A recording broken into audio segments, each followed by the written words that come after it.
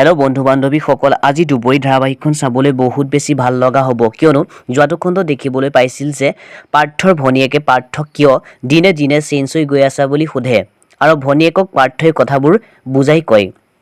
আৰু আনফালে দুজন ল'ৰাই নয়নাক মাৰিব নোৱাৰি চিন্তাত পৰে আৰু এফালে সুজিতে দুবৰীক লগ ধৰে আৰু নয়নাক কথাবোৰ আলোচনা কৰে আৰু সুজিতে নয়নাক দুবৰীয়ে বুজালে বুজিব বুলি কয় আৰু দুবৰীয়ে নয়নাক বুজাবলৈ সুজিতৰ ঘৰলৈ যায়।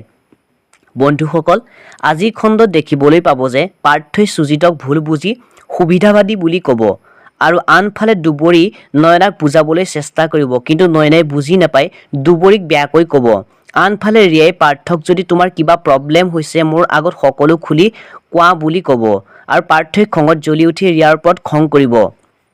বন্ধুসকল, এতিয়া বাৰু ৰিয়াই পাৰ্থৰ মনৰ কথা বুজিব পাৰিবনে? জানিবলৈ দুবৰী ধাৰাবাহিকখন চাবলৈ নাপাহৰিব। আজি ভিডিঅ'টো ইমানেই। যদি চাই ভাল পালে লাইক, কমেণ্ট, শ্বেয়াৰ আৰু লগতে চেনেলটো ছাবস্ক্ৰাইব কৰি ল'ব। ধন্যবাদ।